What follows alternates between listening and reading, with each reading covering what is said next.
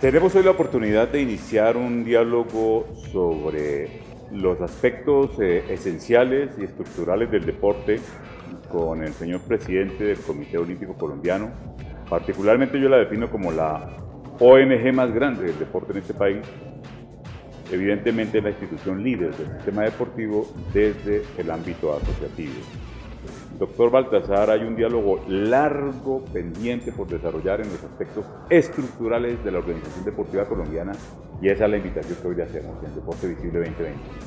Fernando, muchas gracias. Me parece muy importante hablar de todos estos temas porque la verdad yo creo que le hacen falta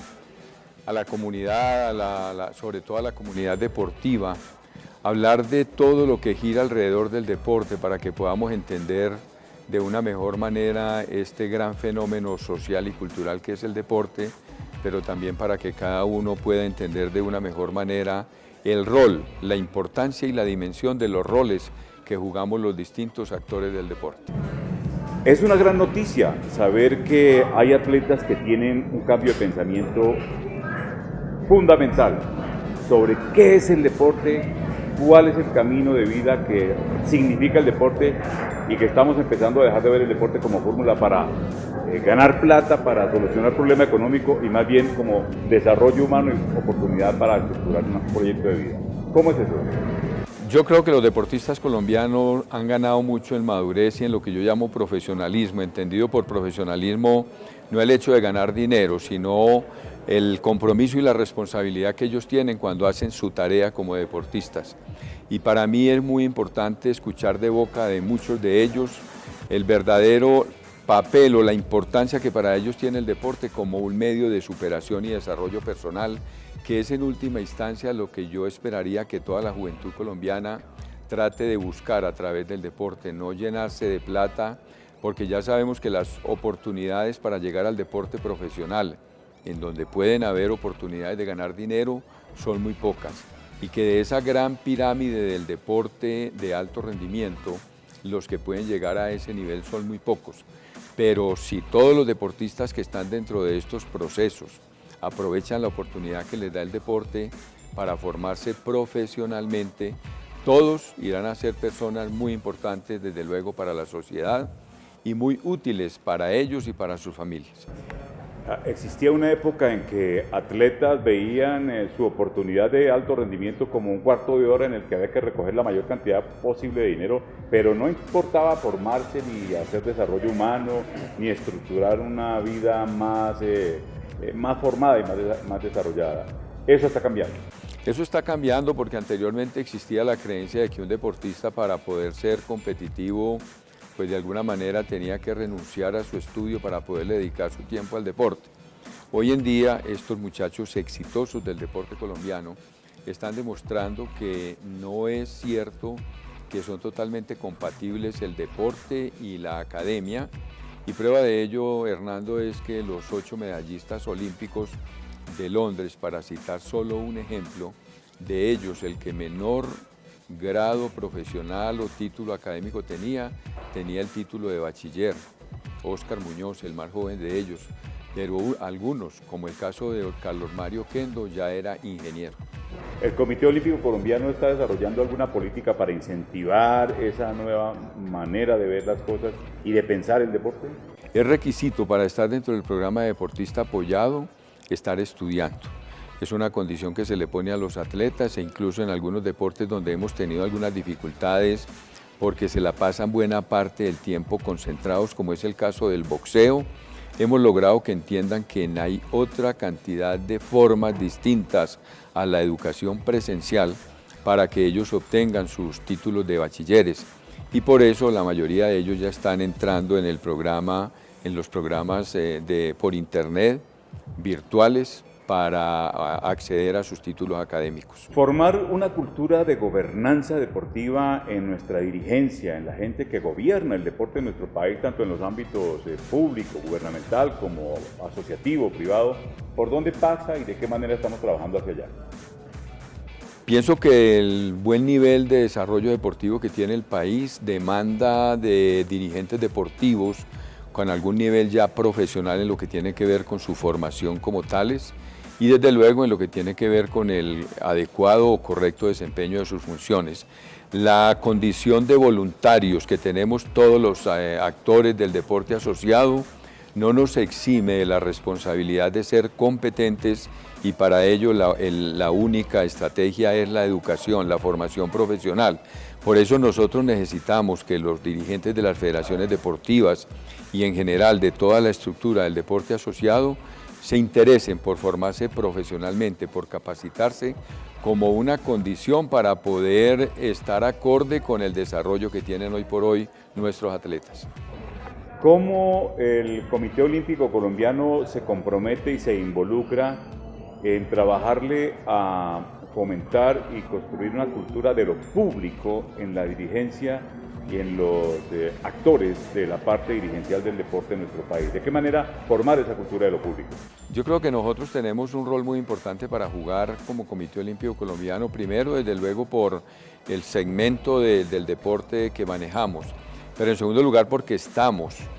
definidos en las metas del Plan de Desarrollo 2009-2019 como uno de los actores importantes que desde luego tiene que contribuir a la consolidación de una cultura deportiva a partir de la implementación de nuestros planes y programas enmarcados dentro de lo que el mismo plan de desarrollo define como políticas públicas para el desarrollo del deporte en Colombia. En la reforma del ordenamiento legal del deporte colombiano, esa reforma a la ley que se está tratando de tramitar, ¿qué cambios hay que hacerle a la estructura o al orden en el que está concebido y establecido el Sistema Nacional del Deporte en Colombia? ¿Cuál sería el Sistema Nacional del Deporte ideal? Yo diría que el cambio fundamental es que la nueva ley del deporte, como todos esperamos, traiga dos cosas importantes. De un lado, mecanismos efectivos de articulación de las funciones y competencias de cada una de las estructuras que hacemos parte de este sistema. Yo tengo que reconocer que en la práctica uno a veces siente como que Coldeportes estuviera haciendo lo que le corresponde al Comité Olímpico Colombiano y a veces también sentiría que a lo mejor inconscientemente desde el Comité Olímpico Colombiano pudiéramos estar haciendo lo contrario, interviniendo en algunas de las funciones y competencias de Coldeportes. Es necesario clarificar y precisar esto en la nueva ley. Y desde luego para mí lo más importante, si una ley nueva del deporte en Colombia no trae los mecanismos y las herramientas financieras suficientes para dotar el sistema con los recursos necesarios, pues la ley, por perfecta y por buena que sea, terminará siendo un mero postulado de principios y de buenas intenciones. La potencia deportiva mundial, Estados Unidos, el sistema de deporte no depende del gobierno ni de las finanzas públicas y de hecho se dice que el gobierno no le da plata al alto rendimiento. ¿Cuánto tiempo más vamos a tener en Colombia que depender de la bolsa pública, de las finanzas públicas para financiar nuestro deporte de alto rendimiento y cómo hacer el proceso para llegar a que el sector privado llegue a suplir esa financiación? Yo pensaría que a medida que el deporte colombiano vaya obteniendo los resultados importantes que estamos obteniendo a nivel internacional, la empresa privada se va a interesar más en el deporte y de esa manera, pues desde luego va a ir desapareciendo más el componente financiero del Estado y va a tener más predominancia en todos estos presupuestos los aportes de la empresa privada. Pienso entonces que el camino es seguir creciendo y mejorando en resultados. De hecho, yo creo que aquí tenemos ya unos deportes que son como el ejemplo de que eso se puede lograr, el caso del fútbol, del ciclismo, del patinaje, en parte del atletismo, que ya tienen una vinculación muy importante de la empresa privada, en donde para muchas de estas federaciones, si no para todas, el día que lleguen a desaparecer los recursos del Estado no implica que les estén poniendo una cruz, un INRI de sepultura, porque tendrían otra forma de seguir sobreviviendo. Doctor Baltasar Medina, si yo me tomo el atrevimiento de afirmar que por esa circunstancia de que el Estado es la única fuente de financiación del deporte de alto rendimiento en nuestro país, el sistema federado está subordinado a Coldeportes y es subalterno de Coldeportes y del gobierno, ¿usted de qué manera refutaría esa afirmación o qué me diría? Desafortunadamente no tengo cómo refutarla porque es así y desafortunadamente también en la práctica lo podemos evidenciar porque Coldeportes aplica mucho con el Comité Olímpico Colombiano en lo que tiene que ver con los recursos que nos destinan por ley, porque es una ley la que obliga a esto, aquel aforismo de que el que pone la plata pone las condiciones. Y a veces nosotros sentimos un intervencionismo indebido de Coldeportes en la autonomía del Comité Olímpico Colombiano simplemente porque dependemos económicamente de esos recursos que ellos nos transfieren. Las relaciones del sistema federado, del sistema olímpico con los niveles territoriales y municipales de gobierno, que es desde donde uno cree está viniendo la formación y la financiación de la preparación de deportistas, ¿cómo marcha? ¿Cómo están esos vínculos de comunicación? Nos hemos acercado mucho a los entes deportivos territoriales a partir de una convicción muy profunda que tengo yo. La verdadera inversión y la inversión más determinante en el desarrollo deportivo del país es la que hacen los entes deportivos territoriales, tanto a nivel departamental como de las ciudades capitales y ciudades intermedias. Por eso nosotros tenemos que buscar un diálogo permanente con estas estructuras del Sistema Nacional del Deporte porque entendemos que allí hay buena parte de nuestros intereses. Con el manejo de seguridad social y de previsión que hoy se está dando sobre la práctica deportiva en el alto rendimiento en el país, casos como el de Claudia Castillo y casos como el de Jesús Romero Montoya no se repetirían en este país. ¿Cómo es eso, doctor Baltasar? Yo creo que hemos aprendido de estas dolorosas experiencias. Yo creo que ha sido para el país vergonzoso tener que reconocer que estos deportistas quedaron en una situación difícil porque en su momento no hubo la previsión para tener un buen aseguramiento con ellos. Hoy por hoy hemos tomado ese aprendizaje y ya podemos decir que nuestros deportistas todos, al menos los que salen a competir, a representar al país en eventos del ciclo olímpico y en eventos de las federaciones internacionales por deporte, tienen su cobertura en lo que tiene que ver con los seguros que amparen todos los riesgos posibles que puedan tener en su competencia. Concatenando esto con el primer tema que planteamos en esta conversación, ¿de qué manera también darle la vuelta al chip o decírselo amablemente, de la manera más amigable a los atletas, que no sigan pensando que va a haber pensión por determinados logros o niveles de rendimiento y de qué manera se manejaría ese sistema de seguridad social que llegue a garantizar ese tipo de beneficios? Sí, yo creo que los deportistas lo que tienen que pensar es en el mejoramiento del plan de estímulos. Me parece que es muy justo que cada uno de ellos tenga el reconocimiento que merece por sus logros, que cada uno de ellos tenga los recursos necesarios para adelantar su preparación sin ninguna dificultad, pero no se compadece, digamos, con la situación económica del país y con las políticas que tienen que ver con todo lo que es el régimen pensional en el país, pensar que un deportista por el hecho de obtener un logro deportivo va a tener ya garantizada una pensión de por vida. Creo que en eso hay un estímulo importante que son lo que llamamos las pensiones para las viejas glorias del deporte, que están claramente reglamentadas, que es para personas que hayan obtenido logros internacionales importantes, que estén en alguna situación, digamos, de dificultades económicas, que puedan demostrar que no tienen recursos suficientes para vivir dignamente. Pero creo que esto no se puede convertir pues como en una política general simplemente para todo el mundo y en eso yo creo que los atletas deben ser conscientes de que todavía el sistema pensional de nuestro país no da para ese tipo de generosidades. Vimos a un ministro de Hacienda el 16 de marzo con algunas claridades importantes en por dónde debe ir el asunto económico con el deporte. Allí hubo una serie de compromisos y de promesas pues para orientar por donde debe ser la nueva ley del deporte. ¿En qué va eso y qué va a pasar definitivamente? Bueno, hasta hoy, y ojalá el señor ministro tenga quien le cuente de este programa, porque hasta hoy no hemos tenido las respuestas esperadas a lo prometido por el señor ministro. Estamos muy pendientes de una reunión con un funcionario del Ministerio de Hacienda que él nos prometió para revisar el tema financiero de la ley del deporte y yo particularmente insisto en que si la nueva ley del deporte no va a traer con claridad nuevas fuentes de financiación del deporte, es un ejercicio estéril, improductivo e innecesario meternos en todo el trámite de discusión y aprobación de una ley para quedar en las mismas circunstancias en que estamos hoy en día. Dado los últimos resultados en los grandes eventos de Londres 2012, Guadalajara, los grandes logros deportivos de los últimos años, el deporte está en la agenda pública, está en el imaginario de los políticos, pero ¿de qué manera llegar a ellos para que lo traten con la seriedad que corresponde, de la manera estructural que corresponde, dotándolo de lo que le corresponde y no se quede en el simple manoseo y en el simple, la espuma del pantallazo, el fogonazo, el triunfo del atleta y la cosa queda abandonada el resto del tiempo? ¿Cómo hacer para que se trate en serio el tema? Bueno, yo creo que desde luego admitiendo que pueden existir algunos dirigentes y algunos políticos que traten el tema de alguna manera superficial, de pronto protagónica y no más, yo no puedo dejar de reconocer que ha sido fundamental también para el desarrollo deportivo que ha tenido el país, el interés y el compromiso que han tenido la clase dirigente y política del país con el deporte. Para mí es muy satisfactorio ver que cada vez más